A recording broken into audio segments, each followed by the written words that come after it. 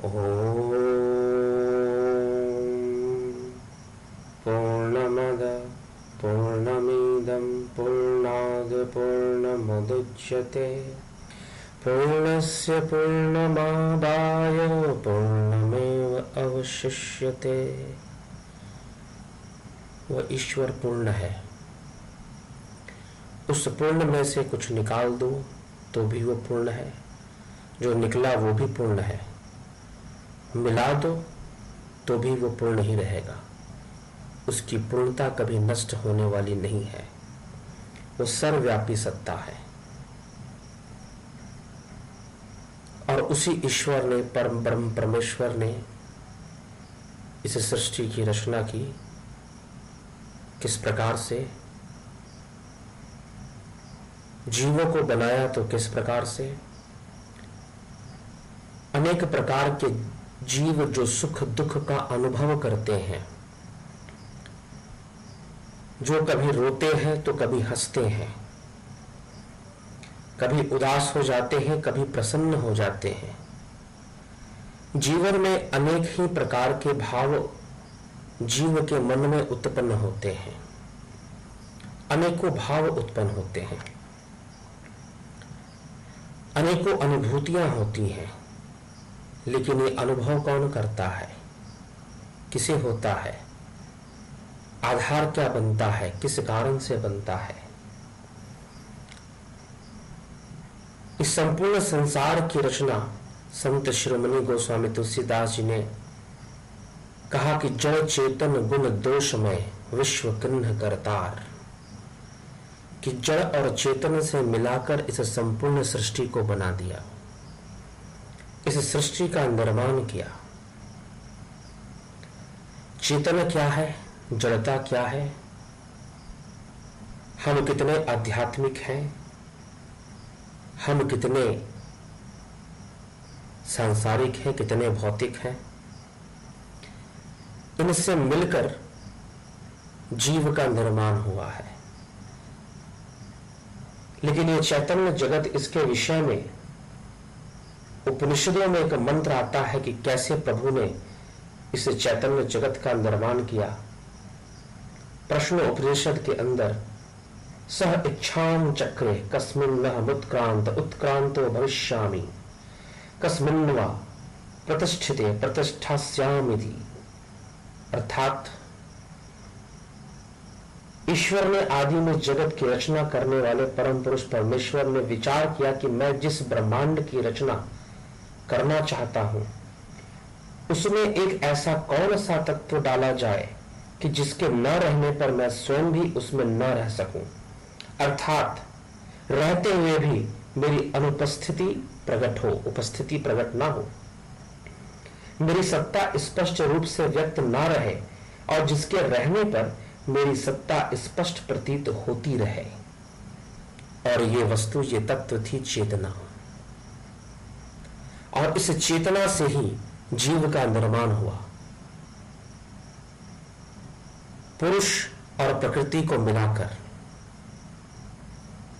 जड़ और चेतन, इनको मिलाकर सृष्टि का निर्माण किया गया।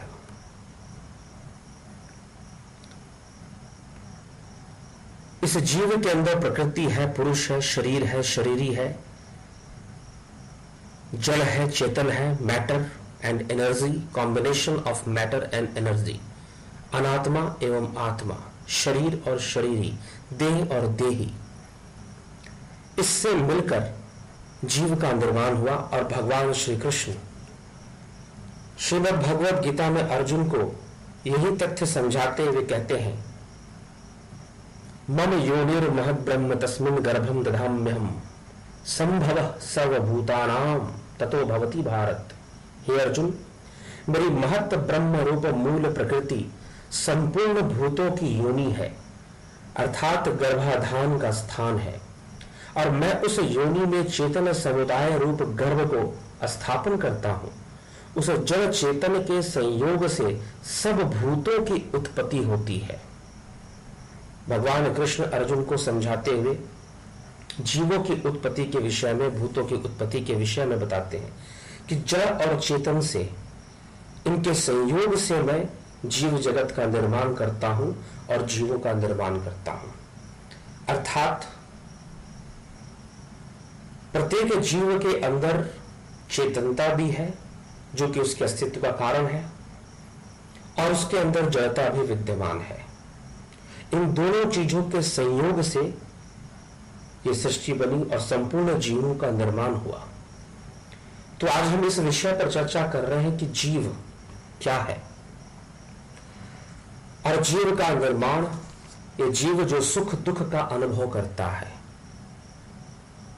जो पंच विकारों के वशीभूत होता है, कभी लोभ के वशीभूत, कभी मोह के वशीभूत, कभी अहंकार के वशीभूत, जो बोलता है और जो सुनता है, वो इस शरीर का शरीरी है, वो इसका प्रयोग करता है। उसके लिए ये स्थूल शरीर एक यंत्र मात्र है जो इसका प्रयोग कर रहा है। तो वो जीव की गति क्या होती है? क्या वो मरता है? शास्त्र कहते हैं ईश्वर अंश जीव अविनाशी, गोस्वामी तुलसीदास जी की रचना है, जहां पर उन्होंने जीव को अविनाशी बताया। भगवान श्री कृष्ण भी अर्जुन को समझाते हुए यही कहते हैं, न जायते मृते वा कदाचिन्नाय भूत्वा भविता वा न भूयः अजो नित्य शाश्वतो अयम पुराणो न हन्यते हन्यमाने शरीरे। कि हे अर्जुन, यह जीवात्मा किसी काल में भी न तो जन्मता है और न मरता है, तथा न यह उत्पन्न होकर फिर होने वाला ही है, क्योंकि यह अजन्मा नित्य सनातन और पुरातन है। शरीर के मारे जाने पर भी यह नहीं मारा जाता। ये जीव तो ब्रह्म में जाकर विलीन होता है, लेकिन इसकी कभी मृत्यु नहीं होती। ये एक शरीर को छोड़ता है, दूसरे शरीर को धारण करता है।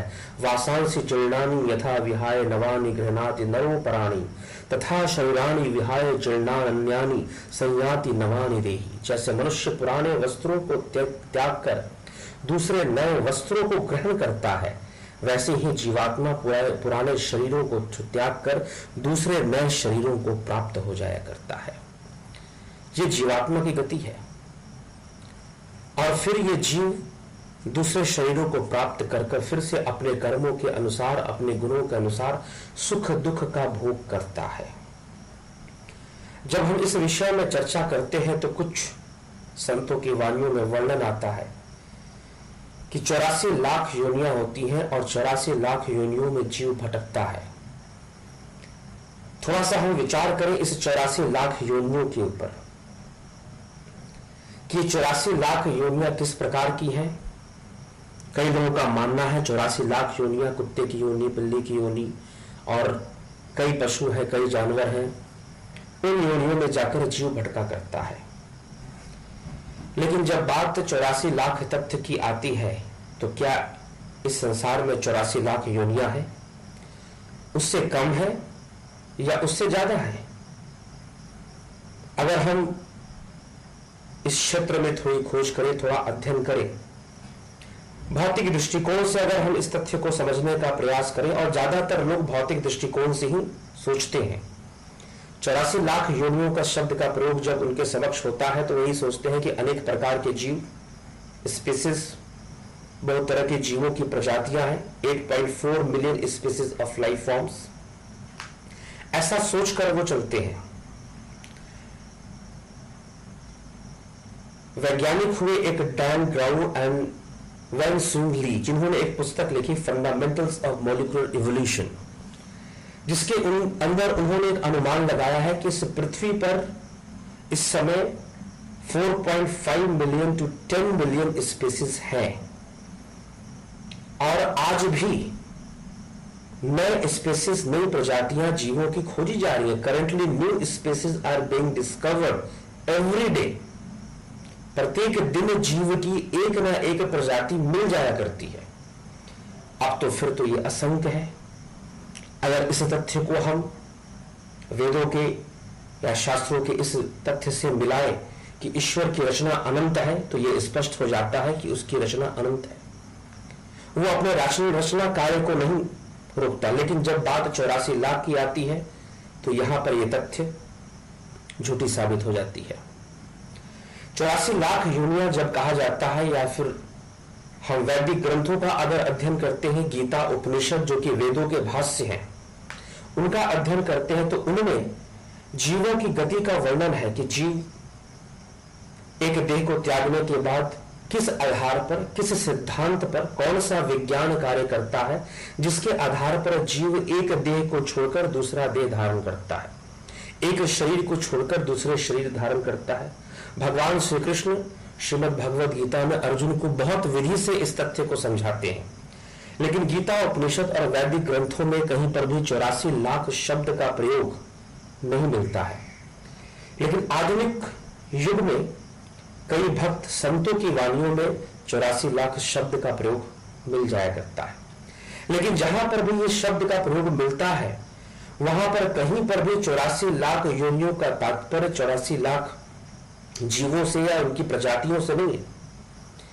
ये जीव के उस चेतना के स्तर से है जहां से वो जिस चेतना के स्तर से अपने देह का त्याग कर कर दूसरे देह में को धारण करता है, ये उसकी चेतना के स्तर पर निर्भर करता है कि उसकी चेतना कितनी शक्तिशाली है, कितनी कमजोर है, क्योंकि चेतनता ही जीव के विद्यमान होने का, उसमें ईश्वर के विद्यमान होने का प्रमाण हमें देता है। यद्यपि ईश्वर सर्वव्यापी है, कण कण में व्याप्त है, लेकिन उपनिषदों के मत के अनुसार चैतन्य को निर्मित किया परमात्मा ने, जिससे कि उसके होने से उसका होना प्रमाणित हो, भौतिक रूप से दृष्टि में हमारे आ जाए कि हाँ उसके अंदर चेतना है, ईश्वर है।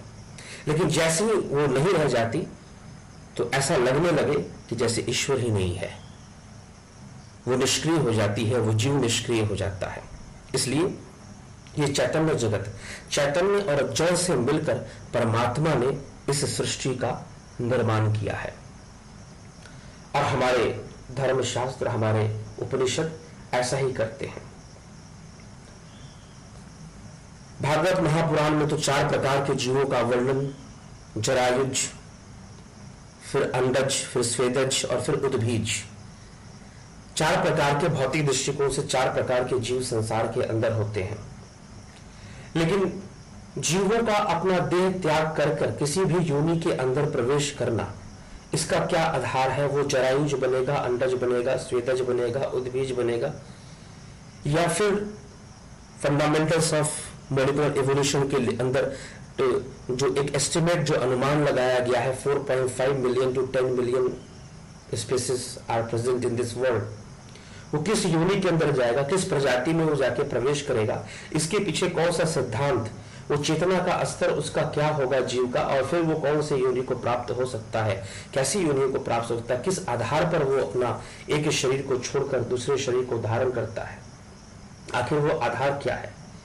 अगर हम इस तथ्य को अच्छे से समझना चाहते हैं तो हमें ये और अच्छे से जानना होगा कि आखिर जीव क्या है। जीव की संरचना के विषय में समझना पड़ेगा। तो हमारे धर्मशास्त्र, हमारे विद्वान, हमारे संत ऋषि मुनि, आदि गुरु शंकराचार्य, विवेक चूड़ामणि के अंदर ऐसे कई तथ्य रखते हैं कि ये जो जीव है, ये जो मनुष्य है, इस जीव के कौन कौन से स्तर हैं। सबसे पहला, इस जीव के अंदर पाया जाता है अन्नमय कोश, जिससे उसके शरीर का निर्माण होता है, उसके भौतिक देह का निर्माण होता है, जड़ और चेतन। तो जड़ और चेतन कैसे मिले हुए हैं, इनके बीच में कैसे संबंध स्थापित होता है। तो प्रथम हम विचार करते हैं अन्नमय कोश, जिससे कि ये शरीर का निर्माण हुआ है और ये पूर्ण रूपेण भौतिक है, नश्वर है, भौतिक और नश्वर है। अन्नमय कोश के बाद ये स्थूल जगत है। हम सूक्ष्म जगत में जाएं तो मनोमय कोश मिलता है।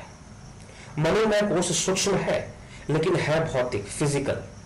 ये भी फिजिकल है, ये कोई स्पिरिचुअल नहीं है, ये कोई चैतन्य नहीं है।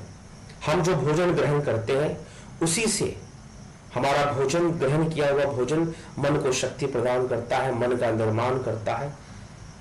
उसी भोजन से मन, मांस और फिर मल के रूप में जो बचता है वो बाहर निकलता है इस शरीर से।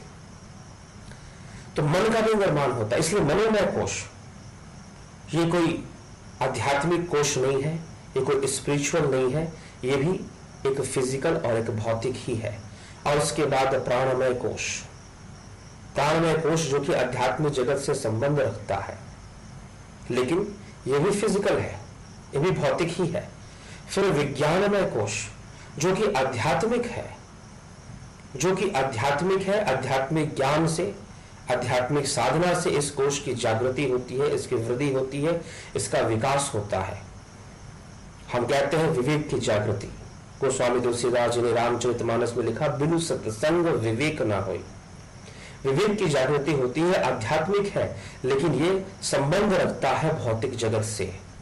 और फिर आनंदमय कोश जो पूर्ण रूपेण आध्यात्मिक है, पूर्ण रूपेण चैतन्य जगत है, विशुद्ध चैतन्य है, जहां पर यह आनंदमय कोश है। और इस प्रकार से एक दूसरे से संबंधित होते हुए जीव का निर्माण होता है। अब जब मृत्यु होती है, जैसा कि भगवान श्री कृष्ण ने अर्जुन से कहा, वासांसि जीर्णानि यथा विहाय, कि जिस प्रकार से वस्त्र पुराने हो जाने पर हम पुराने वस्त्रों का त्याग करके नूतन वस्त्र धारण कर लिया करते हैं, वैसे ही जब ये शरीर पुराना हो जाता है तब ये जीव जो जड़ और चेतन से बना है, मनोमय कोश, प्राणमय कोश, विज्ञानमय कोश, आनंदमय कोश, ये उसके अंदर विद्यमान रहता है, सर्वदा ही विद्यमान रहता है उस जीव के अंदर। लेकिन अन्नमय कोश जो ये शरीर है, जो ये देह है, जो ये नश्वर शरीर है, उस नश्वर शरीर का त्याग करने के बाद अन्नमय कोश उस समय तो नहीं रहता, लेकिन मनोमय कोश, प्राणमय कोश, विज्ञानमय और आनंदमय कोश, ये चारों बने रहते हैं। और फिर यही मन प्राण, ये कोश है, ये इस स्थूल देह का त्याग कर कर वो नूतन देह के अंदर प्रवेश करते हैं, नूतन देह के अंदर प्रवेश करते हैं, नवीन देह के अंदर प्रवेश कर जाया करते हैं। इसलिए जीवन और जीव कभी नष्ट नहीं होता, न जीव मरता है न जीवन मरता है। अब प्रश्न उठता है कि जीव किस कारण से और कैसे इस शरीर को त्यागता है और किन गुणों के वशीभूत ये दोबारा देह धारण करता है, कैसे कैसे शरीरों को धारण कर सकता है, कैसे कैसे शरीर में जा सकते हैं, और इसके पीछे ऐसे कौन से सिद्धांत जीव के ऊपर लागू होते हैं। शास्त्रों की बात करें तो भगवान श्री कृष्ण अर्जुन को समझाते हुए यही कहते हैं कि पुरुष प्रकृतिस्थो ही भुंते प्रकृतिर्जान गुणान कारणम गुणसंगस्य सदसद्योर्जन्मसु। प्रकृति में स्थित ही पुरुष प्रकृति से उत्पन्न त्रिगुणात्मक पदार्थों को भोगता है और इन गुणों का संग ही इस जीवात्मा के अच्छी बुरी योनियों में जन्म लेने का कारण बनता है। गुणों का संग, गुणों का संग, वो जैसे गुणों का संग करता है, वो जैसी इच्छा रखता है, जैसे भावों को रखता है मन के अंदर, उन भावों के वशीभूत, उन गुणों के वशीभूत ही वो दूसरा देह धारण करता है। 3 प्रकार के गुण होते हैं। भगवान श्री कृष्ण कहते हैं सत्वम रजस्त्वम इति गुणा प्रकृति संभवा निबधन्ति महाबाहो देहे देही न मव्यम। हे अर्जुन, सत्वगुण, रजोगुण, तमोगुण, ये प्रकृति से उत्पन्न तीनों गुण अविनाशी जीवात्मा को शरीर में बांधते हैं। हमने अभी चर्चा सुनी अन्नमय कोश, मनोमय कोश, प्राणमय कोश, विज्ञानमय कोश और आनंदमय कोश। तो ये गुण है, ये जो तामसी गुण है, सात्विक गुण है, राजसी गुण है, ये जो गुण है ये जीव को शरीर से बांधते हैं, मन धारण करता है। हमारा जो मनोमय कोश है वो धारण करता है। इसलिए हमारे बहुत बड़े फकीर संत कबीर दास जी ने, संत शिरोमणि कबीर दास जी ने कहा कि जैसा अन्न वैसा मन। इस विषय में चर्चा की कि ये मन जो है गुणों को धारण करता है, अनेक प्रकार के गुणों को धारण करता है, सतोगुण, रजोगुण, तमोगुण। फिर मनुष्य के विचार भी सतोगुण, रजोगुण, तमोगुण से प्रभावित होते हैं और फिर उसके कर्म भी सतोगुण, रजोगुण और तमोगुण से ही प्रभावित होते हैं। इसलिए 3 प्रकार के गुण जिसका हमें मन धारण करता है और मन से संबंधित प्राण धारण करता है, प्राण उसी प्रकार से संचालित होता है और फिर जो है ये जीव भटकता है, शरीरों के बंधन में पड़ता रहता है। इसी तथ्य को उजागर करते हुए भगवान श्री कृष्ण अर्जुन को समझाते हुए और कहते हैं तत्र सत्वम निर्मलत्वात् प्रकाश कमनायमयम सुख संगेन बदनाति ज्ञान संगेन चानक। हे निष्पाप, उन तीनों गुणों में सत्व गुण तो निर्मल होने के कारण प्रकाश करने वाला और विकार रहित है। सत्व गुण सबसे उत्तम है, ये प्रकाश करने वाला और विकार रहित है। वह सुख के संबंध से और ज्ञान के संबंध से अर्थात उसके अभिमान से बांधता है। सत्व गुण श्रेष्ठ है, सत्व गुण शांति प्रदायक है, सत्व गुण प्रकाश करने वाला है, विकार रहित है, परंतु सुख के संबंध से और ज्ञान के संबंध से अर्थात उसके अभिमान से जीव को बांधता है। सतोगुणी व्यक्ति, सतोगुणी कर्म में लगा हुआ व्यक्ति, सतोगुणी अन्न ग्रहण करने वाला व्यक्ति, सतोगुणी विचार ग्रहण करने वाला व्यक्ति निश्चय ही श्रेष्ठ होगा, लेकिन वो अपने आप को अभिमान से मुक्त ना कर पाएगा, अभिमान से ग्रसित हो जाएगा। कई बार अपने सत्व गुण के कारण ही अभिमान से ग्रसित होने के कारण, और जब अभिमान से ग्रसित रहता है तो ये सत्व गुण भी जीव को बांधता है, सत्व गुण भी जीव को बांधता है। दूसरा, भगवान श्री कृष्ण कहते हैं रजो रागात्मकम विधि तृष्णा संग समुद्भवम तन्नी बदनाति कौन्तेय कर्म संगेन देहिनम। हे अर्जुन, राग रूप रजो गुण को कामना और आसक्ति से उत्पन्न जान वह इस जीवात्मा को कर्मों के और उनके फल के संबंध से बांधता है। रजोगुणी व्यक्ति, जिसके अंदर रजोगुण का वास ज्यादा है, रजोगुण की प्रबलता है जिसके मन में, जिसके कर्म में, जिसके भोजन में, तो वह व्यक्ति रजोगुण के कर्मों से बांधता है, उसके फल से बांधता है। वो व्यक्ति प्रतिभा को प्रसन्न करने वाला होता है, प्रतिभाशील प्रतिस्पर्धाशील होता है, प्रतिस्पर्धा में लगा रहता है, कंपटीशन में लगा रहता है, कर्म में लगा रहता है, कर्मों के फल में उसकी जबरदस्त आसक्ति होती है कि मुझे ये प्राप्त हो, मुझे वो प्राप्त हो, अपनी तुलना एक दूसरे से करता रहता है, तो वो निश्चय ही बंधा हुआ रहता है और उसके ये शरीर से बंधे होने का कारण बनता है। तीसरा, तमस्त्व ज्ञानरजम विधि मोहनम सर्वदेही नाम प्रमाद आलस्य निद्रा भिस्तम निबधनाति भारत।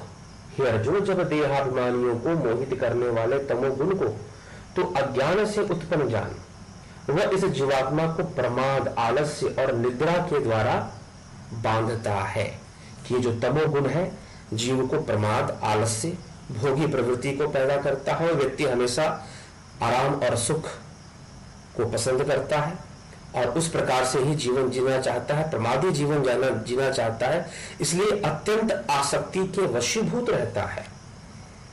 और यह आसक्ति प्रमाद से, सांसारिक सुखों से, सुख आराम से, भोग विलास से वो व्यक्ति बंधा रहता है और ये उसके शरीर से बंधे होने का कारण बनता है। वो इन कारणों से शरीर से बंधा होता है। तो किन गुणों के वशीभूत जीव शरीर से बंधता है, लेकिन कर्म के कारण जब इस देह का त्याग होता है तब यह जीव जैसे गुणों को धारण करता है, जैसे भावों को धारण करता है, वो वैसे ही भूत को, प्राणियों को, वैसे ही योनियों को, वैसे ही शरीर को प्राप्त होता है। इस तथ्य को भी भगवान श्री कृष्ण ने अर्जुन के समक्ष रखा। यम यम वापि स्मरण भावम त्यस्तन्ते कलेवरम तम तमे वैति कौन्तेय सदा तद्भाव भाविता। कि अर्जुन, जो जिस भाव से, जिन गुणों को धारण करते हुए और उन गुणों के कारण जैसा भाव उनके मन में आता है, तमो गुण को धारण करने के कारण तमो भाव आएगा, सतो गुण को धारण करने के कारण सतो भाव, और रजो गुण को धारण करने के कारण रजो भाव मन के अंदर प्रकट होता है। और जब ऐसा भाव मन में प्रकट होता है तो मन प्राण, उसका विज्ञानमय कोश, उसका आनंदमय कोश, ये जो जीवात्मा बना हुआ है, इन चार कोशों के द्वारा जो जीव बंधा हुआ है, वह जीव भटकता है इन गुणों के वशीभूत होने के कारण। वह भटकता है, एक शरीर को छोड़कर दूसरा शरीर को धारण करता है। हम अगर शास्त्रों से, पुराणों से अगर कोई उदाहरण ले तो महाभारत के अंदर राजा नहुष की कथा आती है कि राजा नहुष ने कठोर तपस्या की और कठोर तपस्या करके राजा नहुष तपस्या किस लिए कर रहे थे? इंद्र की गद्दी को प्राप्त करने के लिए, इंद्राणी को प्राप्त करने के लिए। और जब राजा नहुष की तपस्या पूर्ण हुई, अपनी तपस्या के प्रबलता से, अपने कर्म के कारण, जैसा प्रकृति का नियम है, कर्म के कारण अपने तपस्या के बल पर उन्हें इंद्र की गद्दी भी प्राप्त हो गई, इंद्र की पदवी भी मिल गई और वहां पर रहने लगे। लेकिन मन ने रजोगुण को धारण कर रखा था, रजोगुण के वशीभूत था मन। और रजोगुण के वशीभूत होने के कारण मन के अंदर अहम भाव, तपस्या करने के कारण, तपस्या उनका सात्विक कर्म था, लेकिन उस तपस्या ने उनको अहंकार से बांधा, अभिमान से बांधा, और फिर प्रतिस्पर्धा, कुछ प्राप्त करने की, कर्मों के फल को प्राप्त करने की इच्छा, अति तीव्र इच्छा, ये रजोगुण का प्रमाण है। और इस रजोगुण के वशीभूत उन्होंने अभिमान के वशीभूत होकर सप्त ऋषियों का अपमान किया। और जब अपमान किया, कथा आती है कि उन्हें श्राप मिला कि वो सर्प योनि में चले जाएं, और वो सर्प योनि में जाते हैं, अजगर की योनि में जाते हैं। बाद में भगवान श्री कृष्ण की कृपा से उन्हें मुक्ति प्राप्त होती है। ये आगे ही कथा में आता है, लेकिन हम इस विषय पर चर्चा करते हैं कि राजा नहुष किस मनोभाव के वशीभूत थे, किन गुणों के वशीभूत थे। रजोगुण के वशीभूत थे, सतोगुण के वशीभूत उनके मन में अभिमान उत्पन्न हुआ, तपस्या की, अपने तपोबल से अभिमान उत्पन्न हुआ। जब वो स्वर्ग में चले गए, राजसी इच्छा थी कि मैं इंद्र की गद्दी को प्राप्त करूं, तो रजोगुण भी मन के अंदर भरा हुआ था। उसके अंदर भोग विलास में वहां लिप्त हो गया, भोग विलास में लिप्त हो गए स्वर्ग के अंदर जाकर, तो तमोगुण भी साथ में हावी हो गया। और फिर ये शरीर के साथ बंधन, और जब ये तमोगुण हावी हुआ, अंत समय आया, उनके द्वारा ऐसे कर्म हुए जिन कर्मों के कारण उनका जब अंत समय आया, उन्होंने उस देव योनि को छोड़कर सर्प योनि में प्रवेश करते हैं। सर्प योनि में जैसी इच्छा हुई, जैसी कामना थी, उस कामना के वशीभूत वैसी अवस्था को व्यक्ति प्राप्त कर लिया करता है। तो ये जीव की गति है, जीव कैसी इच्छा रखता है। राजा जयभरत की कथा आती है कि जयभरत तपस्या कर रहे थे, उसी समय एक मृग के प्रति, एक शावक के प्रति उनकी आसक्ति हो गई, और उस आसक्ति में उनकी तपस्या भी भंग हो जाती। तप करते, अगर वो शावक कहीं उनसे दूर चला जाता तो उनका ध्यान नहीं लगता, तप में मन नहीं लगता कि अरे वो शावक कहाँ गया, वो तो मेरे पुत्र के समान है, वो तो मेरी संतति के समान है, हमेशा उसकी चिंता। और उसकी चिंता ने, कहते हैं कि मृत्यु उपरांत वो उसी योनि को प्राप्त किया करते हैं। वर्तमान में भी ऐसी कई घटनाएं मिल जाती हैं, व्यक्ति अपने पूर्व जन्मों को याद कर लिया करता है कि वो पिछले जन्म में क्या था, कहां से आया, किधर से आया। वर्तमान में भी ऐसी कथाएं, घटनाएं उपलब्ध हो जाया करती हैं।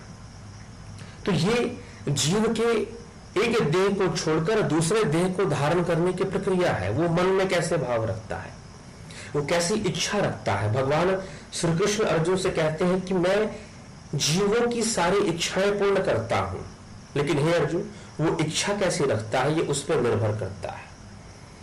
वो किस चीज की इच्छा रखता है, वो धन की कामना रखता है, मैं उसके धन की कामना को भी पूर्ण कर देता हूं। किसी संत ने इसी विषय में कहते हुए उन्होंने कहा कि अंत काल जो लक्ष्मी सुमरे, ऐसी चिंता में जो मरे, सर्प योनि वही बलि उतर।